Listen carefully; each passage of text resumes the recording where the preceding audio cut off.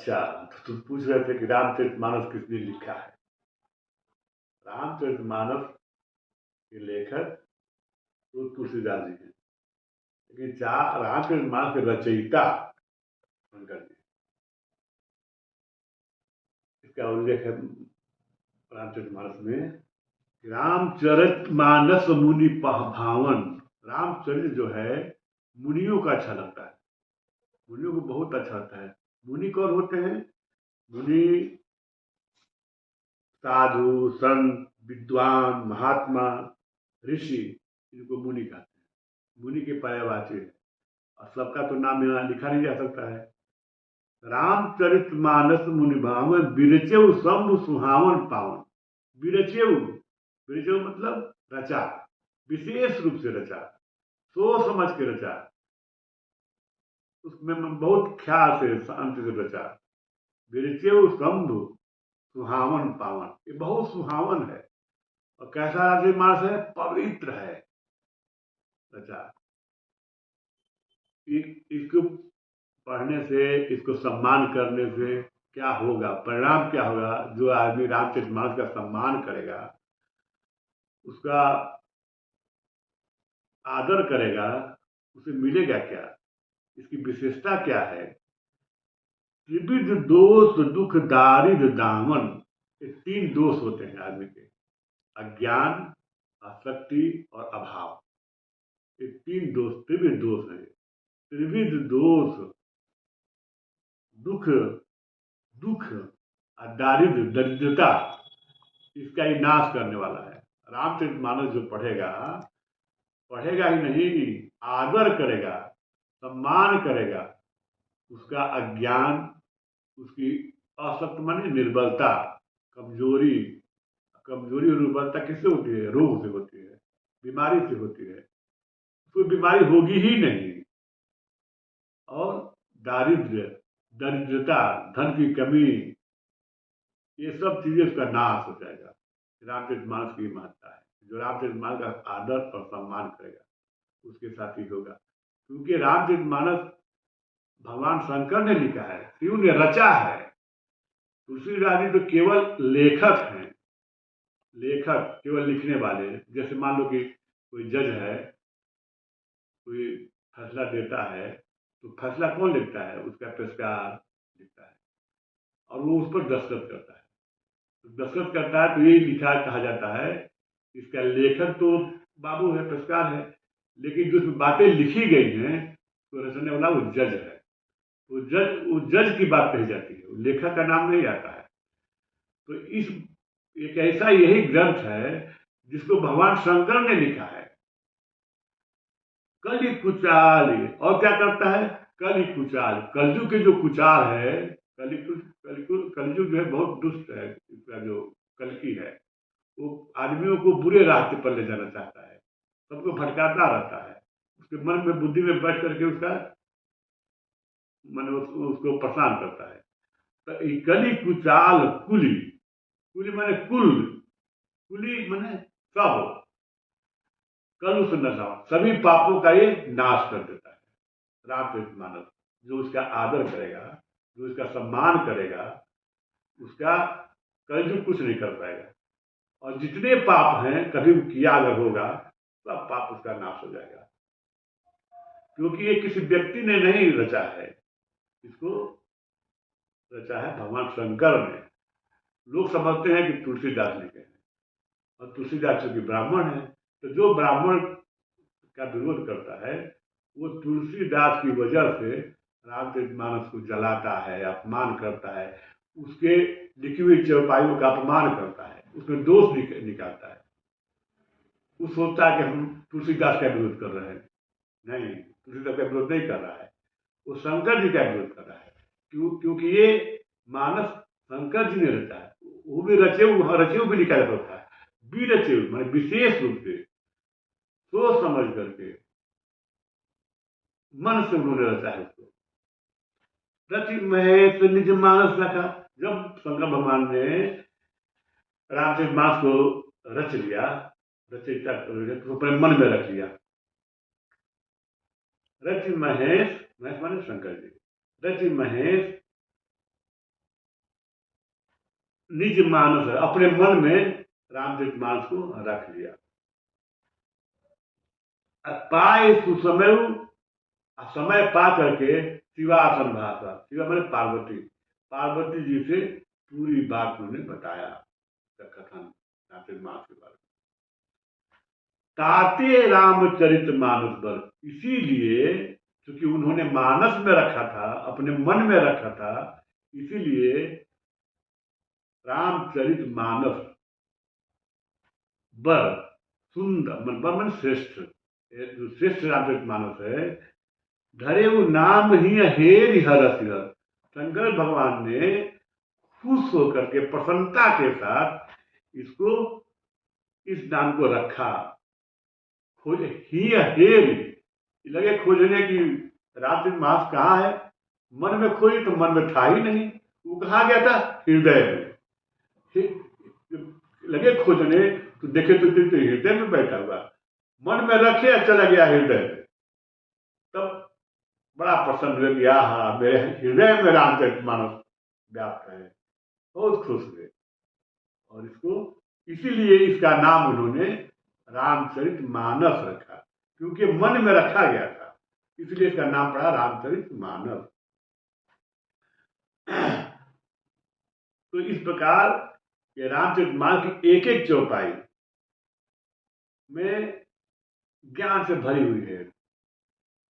एक एक चौपाई, कोई चौपाई, जैसे मान लीजिए कि आज जनता में विरोध हो रहा है कि एक जगह लिख दिए हैं अरण्यकांड में कि पूज्य विप्र शील गुणहीना, शूद्र न गुण गण ज्ञान प्रवीणा। इस चौपाई की बड़ी बुराई हो रही है। ये चौपाई जो है पूरा समाज को बांट दिया, समाज को खराब कर दिया, समाज के साथ, तो उसने नहीं खराब किया।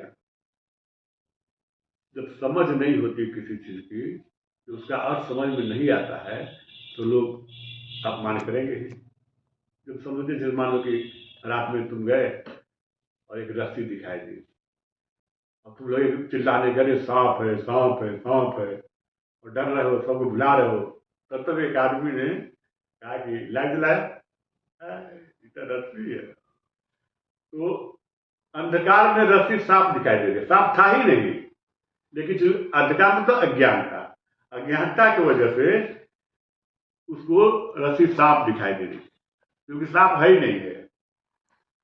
तो जब लाइट जला मतलब ज्ञान हुआ, लाइट मतलब ज्ञान, जब ज्ञान हुआ तो वो निकला रस्सी, अपने मूल स्वरूप पे आ गया। उसी तरह पूज्य विप्रशील गुणहीना, शूद्र न गुणगण ज्ञान प्रवीणा। तो अज्ञान लोग जो हैं इस चौपाई का अर्थ नहीं समझ पाए, कोई समझाया भी नहीं, खैर उनका दोष नहीं है, वो तो अज्ञानी है ही है, लेकिन जिसकी जिम्मेदारी है इसको समझाने के लिए, क्योंकि तुलसीदास जी जो लिखे हैं, जो शंकर जी लिखवाए हैं, वो इन्होंने लिख दिया, और जो अर्थ उन्होंने नहीं बताया, तुलसीदास जी ने इसका अर्थ नहीं बताया। अर्थ कौन बताया है, कोई और बताया है। जो नीचे सफेद में जो अर्थ लिखा हुआ है ना, इसको तुलसीदास जी ने नहीं लिखा है। अब लिखने वाले ने कैसा लिख दिया, अब पढ़ने वाला तो उसका चौपाई का जानता नहीं है, वो जो नीचे लिखा है उसी को पढ़ करके, उसी को सही समझ करके मान गया। जैसे पूज्य, जैसे मैं बताऊं तुमको, जो ये नीचे सफेद लाइन में लिखा है इसका अर्थ, इसको तुलसीदास जी ने नहीं लिखा है, और गीता में भी जो अर्थ लिखा हुआ है वो श्री कृष्ण भगवान ने नहीं लिखा है, उन्होंने केवल संस्कृत में श्लोक पढ़ा। अब इसका अर्थ जो है यहाँ के लोग लिख रहे हैं, तो जो क्या लिखा है, श्राप देता हुआ, मारता हुआ, कठोर वचन कहता हुआ भी ब्राह्मण पूजनीय है। ऐसा संत कहते हैं, कि भगवान राम नहीं कहते हैं, संत कहते हैं। शील और गुण से हीन भी ब्राह्मण पूजनीय है, और गुण गणों से युक्त और ज्ञान में निपुण भी शूद्र पूजनीय नहीं है। अब देखो, अब इसको पढ़ करके तो कोई गुस्सा आ जाएगा कि गुण ज्ञान से प्रवीण है शूद्र तो उसकी पूजा न की जाए, और विप्र शील गुण से हीन हो तो भी उसकी पूजा की जाए। जो शील गुण से हीन होगा वह व्यक्ति समाज के लिए तो सरदर्द होगा, उसकी क्यों पूजा की जाए। इस पर जो अपने को शुद्ध मानते हैं उनको तो बुरा लगेगा ही। इसका अर्थ ही गलत बताया गया है। यहाँ गुण का मतलब होता है, 3 गुण होते हैं, तमोगुण, सतोगुण, रजोगुण। ये 3 गुण है और इसके अलावा कोई गुण नहीं है। बाकी जो अवगुण गुण है, तमोगुण से खाली अवगुण है, तमोगुणी जो व्यक्ति होगा वो अवगुण का खजाना होगा, और रजोगुण होगा वो थोड़ा बढ़िया होगा, वो सांसारिक पद पाने के लिए प्रयास करेगा, सांसारिक धर्म पाने के प्रयास करेगा। और तमोगुण होगा, सत्वगुण होगा, वो बढ़िया दिव्य पुरुष होगा, उसमें सब सद्गुण होंगे। लेकिन ज्यादा मात्रा तामस गुण का होता है, तामस गुण का सबसे ज्यादा तामस गुण होता है, और रजोगुण कम होता है। मतलब हर प्रकृति में स्थित है, तो हर मनुष्य में जो विकार हैं और जो अच्छाइयाँ हैं, जैसे आदमी कोई बुरा आदमी तभी कुछ अच्छा होता है। तो इसलिए होता है कि सत्वगुण तमोगुण रजोगुण सभी में है, हर व्यक्ति में है, लेकिन तमोगुण की संख्या बहुत ज्यादा है, रजोगुण उससे कम, और सत्वगुण तो बहुत कम मात्रा में है। तो ये व्यक्ति, अब यहाँ भगवान भगवान शंकर ने, तुलसीदास जी का नाम बोलो, यहाँ तो केवल लिखा है, लेखक है तो लेखक का काम है लिखना, लेकिन रचा किसने है, रचना, रचयिता कौन है। रचयिता कोई पूछे कि रामचरितमानस का रचयिता कौन है, तो उसका रचयिता है शंकर भगवान। अब कोई पूछा कि रामचरितमानस का लेखक कौन है, तो लिखो तुलसीदास। लेकिन ये रचयिता है, रचने वाला काम, जो ये पूरी चौपाई लिखी गई है, ये सब भगवान शंकर द्वारा रची गई है, इसमें तुलसी जी का कोई हाथ नहीं है, वो केवल मात्र लेखक है। तो अब यह कि किसको पूजा, अब प्रश्न पड़ता कि किसको पूजे और किसको न पूजे। तो कहा कि पूज्य विप्र शील गुण हीना। जो शील, शील मतलब क्या होता है, चरित्र। चरित्र क्या होता है, शील माने चरित्र। शीलम परमम आभूषणम, शील सबसे उत्तम आभूषण है। और गुणहीन माने तीनों गुण, रजोगुण तमोगुण से वो हीन है। हीन माने जैसे संतानहीन, मैंने सुबह संतान नहीं है। निसंतान, तब भी कहेंगे संतान नहीं है। निसंतान और संतानहीन दोनों का अर्थ एक ही है। तो गुणहीना, यह इन तीनों गुणों से हीन है, मतलब जो सतोगुण तमोगुण रजोगुण इसमें है ही नहीं है। किसमें, विप्र में। इसीलिए भगवान राम और कृष्ण दोनों एक ही हैं। राम ही का अवतार, कृष्ण में भगवान का अवतार है। तो उन्होंने त्रेता में तो लोग समझ गए, द्वापर में भी लोग समझ गए इसका अर्थ कि गुणहीन का मतलब क्या होता है। अब भगवान को शंका हुई कि कलयुग में तो गुणहीन का ही अर्थ ही गलत लगा लेंगे। तो फिर शंकर भगवान जब गीता का ठीक जहां से कलयुग शुरू होता है वहां पर, क्योंकि कलयुग के लिए भाई ये बहुत जरूरी है इसको समझाना, कलयुग वाले इसका अर्थ में नहीं समझ पाएंगे। तो उन्होंने जो गीता का उनको उपदेश दिया अर्जुन को, तो गीता के अध्याय 2 में 45वां श्लोक में कहे हैं कि त्रैगुण्य विषया वेदा, ये तीनों गुण वेद के विषय हैं अर्जुन। निस्त्रैगुण्यो भवार्जुन, तुम इन तीनों गुणों से हीन हो जाओ। मतलब नि धन त्रैगुण्य, नि माने नहीं, त्रैगुण्य माने तीनों गुण, तीनों गुणों से तुम हीन हो जाओ। अगर गुणहीन खराब होता तो अर्जुन जो इनके परम भक्त थे, शिष्य थे, यहाँ तक कि वो इष्ट, उनको अर्जुन को इष्ट मानते, यहाँ तक कि अपने विभूति वर्णन में कह दिया है कि पांडवा नाम धनंजय, पांडवों में मैं ही धनंजय हूँ। मतलब अर्जुन का उन्होंने इतना महत्व किया, तो उनको कहेंगे कि तुम गुणहीन हो जाओ। गुणहीन, अगर गुणहीन का मतलब खराब होगा तो कहेंगे कि तुम गुणहीन हो जाओ, नहीं, ऐसा नहीं कर सकते। गुणहीन का मतलब तीनों गुणों से, इसको गुणातीत भी कर, गुणातीत हो जाओ तुम। तो अब यहाँ हुआ कि पूजहि विप्र श्री गुणहीना शूद्र न गुणगण ज्ञान प्रवीणा। तो अब यह कि कौन पूजा जाएगा और कौन नहीं पूजा जाएगा। 4 वर्ण हैं, ब्राह्मण क्षत्रिय वैश्य शूद्र। अब इन चारों में भाई चारों श्रेष्ठ हैं, क्योंकि शूद्र भी उतना ही श्रेष्ठ है जितना विप्र श्रेष्ठ है, जितना क्षत्रिय श्रेष्ठ है, कोई कमी नहीं, क्योंकि चारों भगवान शंकर द्वारा रचे गए हैं, सृष्टि किए गए हैं। ये भी बात भगवान ने गीता के उपदेश में कह दिया कि चातुर्वर्ण मया श्रेष्ठम गुण कर्म विभाग स्व, हमारे द्वारा 4 वर्ण रचे गए हैं, सृष्टि किया गया है। कौन? ब्राह्मण क्षत्रिय वैश्य शूद्र। इसके आधार पर गुण कर्म विभाग के आधार पर रचे गए हैं। तो कोई कहे कि शूद्र खराब है, ब्राह्मण बढ़िया है, क्षत्रिय ऐसा है, ये सब में चारों बढ़िया है। इसमें सब इसलिए बढ़िया है क्योंकि भगवान ने रचा है, तो खराब तो होने का प्रश्न ही नहीं पैदा है। शूद्र की अपमान करने का तो प्रश्न ही नहीं, शूद्र का अपमान करता है वो गलत करता है। शूद्र अपमान शब्द है ही नहीं है, कई जगह शूद्र है। अरे शूद्र बहुत महान है, उसको भगवान ने रचा है और उसको आप अपमान कर रहे हैं। भगवान स्वयं उनको सृष्टि किया है, बाकी कितने सृष्टि नहीं किया है। उन्होंने केवल ब्राह्मण क्षत्रिय वैश्य शूद्र 4 की सृष्टि किया है। अब ये लोग अपने को जात बदल दी तो वो क्या करें। लेकिन गीता में जहां भी वर्णन है, वर्ण व्यवस्था वाले विप्र और क्षत्रिय और वैश्य और शूद्र, इन्हीं के बारे में बात है। जाति वाले ब्राह्मण, जाति वाले क्षत्रिय और जाति वाले शूद्र की कोई चर्चा नहीं है। जहां भी जो शब्द कहीं विप्र आया हो, कहीं शूद्र आया हो, तो वर्ण व्यवस्था वाला है। जाति व्यवस्था, भगवान जाति व्यवस्था जानते ही नहीं कि जात क्या होती है, जात का नाम ही नहीं उन्होंने लिया है। तो अब ये है कि भाई चारों वर्ण में किसको पूजे, तो जो शीलवान हो, तीनों गुणों से परे हो, गुणातीत हो, इसकी तो भाई पूजा होगी। आज अब यहां देखिए आगे वाला इसका विपरीत गुण है। विपरीत गुण क्या? विपरीत गुण है शूद्र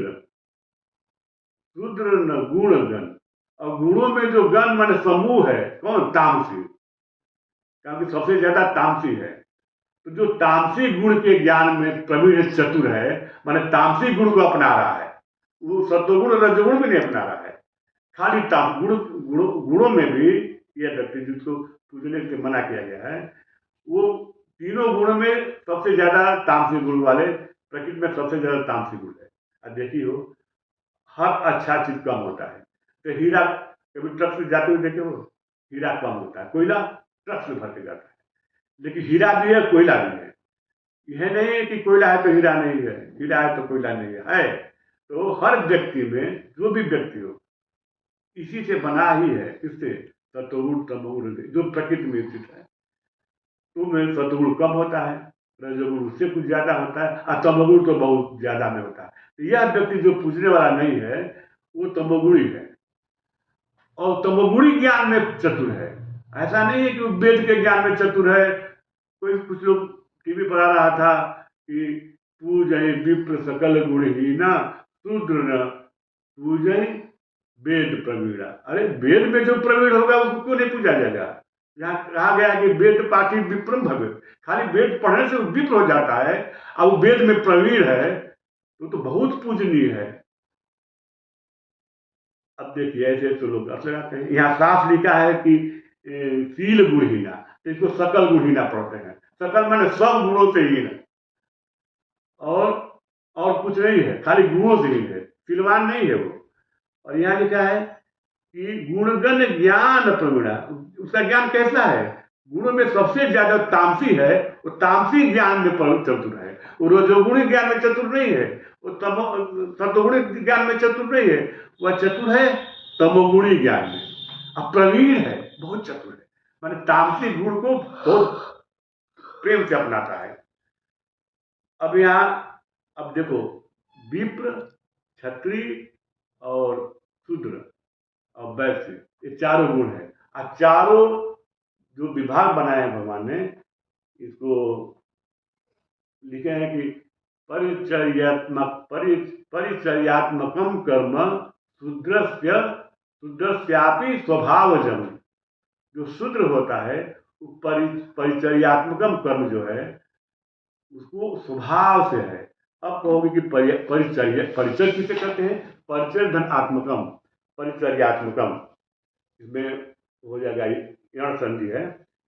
परिचय के लिए हमने निकाला है कि परिचय कौन होता है? दंड नायक, दंड या जुर्माना लेने वाला अफसर की परिचय होता है। रोगी की सेवा में नियुक्त सेवक, भृत्य, हिदमतगार, इसको भी कहते हैं परिचय। रथ की रक्षा में नियुक्त सैनिक, वह सैनिक जो रथ पर दुश्मन के हमले से बचाव के लिए बिठाया जाता है। फौज का अफसर, अंगरक्षक, मुहाफिज, माने फौज का अफसर मतलब सभी, फौज मतलब पुलिस भी आ सकती है, पुलिस के सभी अफसर। आदर सत्कार, इज्जत, इनाम, इसमें ये एक परिचय काम है। फौज का अफसर, अंगरक्षक और मुहाफिज, ये इसको कहते हैं परिचय।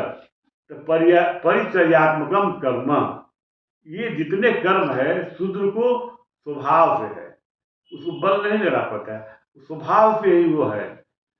तो अब यह देखिए, अब जितनी हमारे देश में सेवाएं हैं, अखिल भारतीय सेवाएं, चिकित्सा सेवा, सेवाएं, सब में सेवा लगा हुआ है। और सेवा कौन बढ़िया कर सकता है? शूद्र। इन सभी पदों पर शूद्र की नियुक्ति होनी चाहिए, क्योंकि इस सेवा में उसका स्वभाव है। लेकिन आज कोई शूद्र है ही नहीं है, और जो शूद्र नहीं वो अपने को शूद्र मान रहा है, तो कुछ और है, कहता कि मैं शूद्र हूं। अरे शूद्र तो इतना बढ़िया है कि सेवा का नाम उसी के नाम पर गया। सेवा और शूद्र का जो पर्यायवाची शब्द है सेवक भी है। तो जहां जहां यहाँ सेवक शब्द का वर्णन किया गया है वो शूद्र के लिए है। तो शूद्र इन चारों वर्ण की कोई किसी से कम नहीं है, सब एक से एक है, और ये ट्रांसफरेबल है। मैंने शूद्र विप्र हो सकता है, विप्र गुण के आधार पर। विप्र जो है क्षत्रिय हो सकता है, क्षत्रिय वैश्य हो सकता है, वैश्य शूद्र हो सकता है, कोई कुछ भी हो सकता है। ये नहीं है कि जन्म से है, जन्म से नहीं है, ये अपने गुण पैदा करके आदमी विप्र हो सकता है। विप्र वाला जितने गुण हैं उसको पैदा कर लेगा तो विप्र कहा जाएगा। क्षत्रिय का गुण अगर अपने में ला लिया तो क्षत्रिय हो जाएगा, वैश्य का गुण अपने में ला लिया तो वैश्य हो जाएगा, और शूद्र का गुण अपने में ला लिया तो शूद्र हो जाएगा। लेकिन शूद्र को क्या मिला? परिचर्यात्मकम कर्म शूद्रस्यापि स्वभावजम, शूद्र में भी होता है। इसका मतलब ये जो ऊपर जितने कर्म दिए गए हैं, ब्राह्मण के लिए, क्षत्रिय के लिए, वैश्य के लिए, ये तो गुण इसमें है ही है। तो सेवा का भी इसमें सहज गुण है, इस सेवा भावना। तो आजकल कुछ लोग अपने को शूद्र कहते हैं जबकि उनके अंदर कोई सेवा का भाव नहीं है। उनको शूद्र कहने का अधिकार ही नहीं है। जब उनके अंदर सेवा का भाव है नहीं है तो वो अपने को शूद्र कह करके महिमा मंडित कर रहे हैं। शूद्र तो बहुत बड़ी चीज है।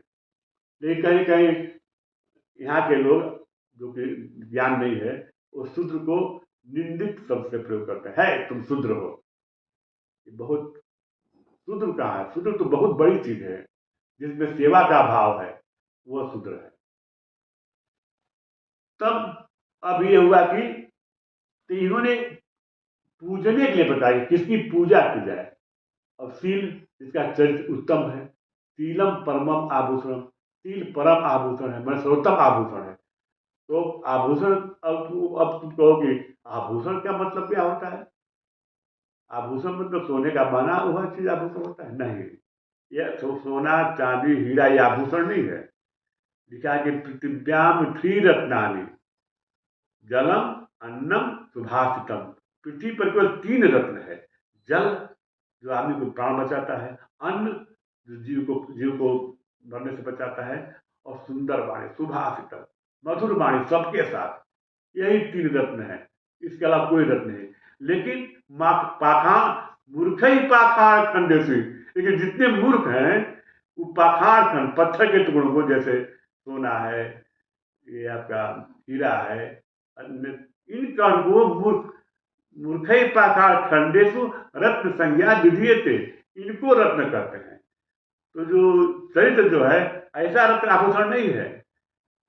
सील में वो चरित्र उत्तम है, उसमें सुंदर वाणी बोलने वाला आभूषण है। तो सर्वोत्तम है मनुष्य के लिए वो है सुभाषितम, सुंदर वाणी, मधुर वाणी, जो सबको सुख दे सके, ऐसी वाणी के गुण को आभूषण यहाँ कहा गया है। तो जो शीलवान है, जिसका चरित्र उत्तम आभूषण से भरा हुआ है, तो जो व्यक्ति, जो विप्र शील और गुण से शीलवान भी हो और गुणातीत भी हो, इसकी पूजा करो। इसकी पूजा कौन नहीं करेगा। लेकिन शूद्र, यहाँ शूद्र जो है, जो तामसी गुण में प्रवीण है, तामसी गुण से भरा हुआ है, उसमें केवल तामसी गुण है। गुणगण ज्ञान, गुण का समूह, और गुण का समूह तामसी गुण है। तामसी गुण का है, गुणों का समूह है। अगर ये सत्वगुण से होता तो कोई बात नहीं है। सत्वगुण को भी नहीं जानता, रजोगुण को भी नहीं जानता। इसका ज्ञान क्या है? केवल तामसी गुण जानता है। तामसी गुण का कुछ जानता नहीं। इस ज्ञान में प्रवीण है। वेद में नहीं, वेद में प्रवीण होता तो ब्राह्मण रहता, क्योंकि वेद पाठी विप्रम भवे। अगर वेद में प्रवीण होता तब तो उसको ब्राह्मण से कोई रोक नहीं सकता था। लेकिन नहीं, वो केवल तामसी गुण में प्रवीण है, इसलिए उसको न पूजा जाए।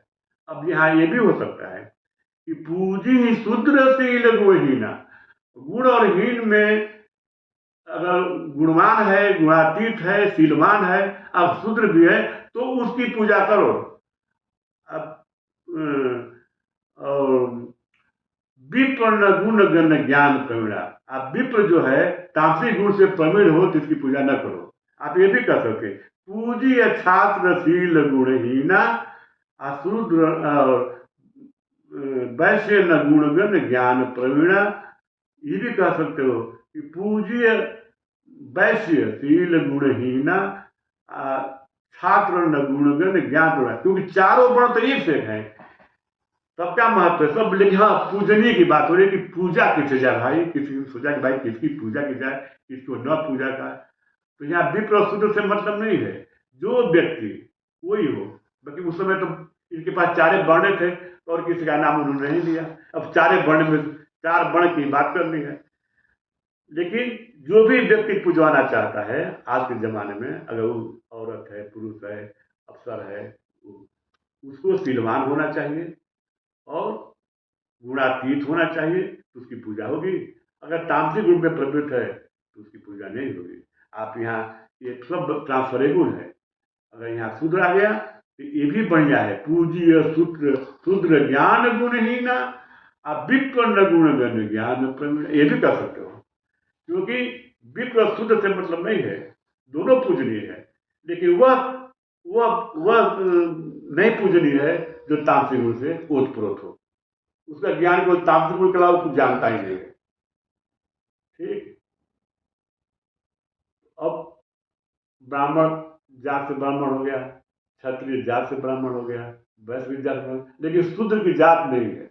कोई भी आदमी अपने नाम के आगे जो जात का कालम है उसमें शूद्र नहीं मिलता है। तो शूद्र तो सबसे श्रेष्ठ है कि अपने वर्ण व्यवस्था को नहीं छोड़ा। बाकी लोग तो वर्ण व्यवस्था को छोड़ दीजिए, ऊपर ब्राह्मण क्षत्रिय वैसे लोग हैं जो अपने को श्रेष्ठ मानते हैं, इन्होंने जाति व्यवस्था, इनकी जात के आगे लिखते हैं जात का नाम ब्राह्मण, जात का नाम क्षत्रिय, अभी वर्ण नहीं लगे हैं, जात का नाम वैश्य। और शूद्र को बताओ, कुछ लिखा भी जाति शूद्र कोई नहीं लिखता है। क्योंकि शूद्र ही एक ऐसा है इस चारों वर्णों में इतना श्रेष्ठ है कि अपनी अपनी जात नहीं बनाया। और अब जो शूद्र के अलावा जो जात लिख रहे हैं, जो ब्राह्मण, वैश्य, क्षत्रिय और शूद्र के अलावा जितनी जातियां लिखी गई हैं, वो अपने को शूद्र कहती है, मैं शूद्र हूँ। और हल्ला मचा रहे हैं।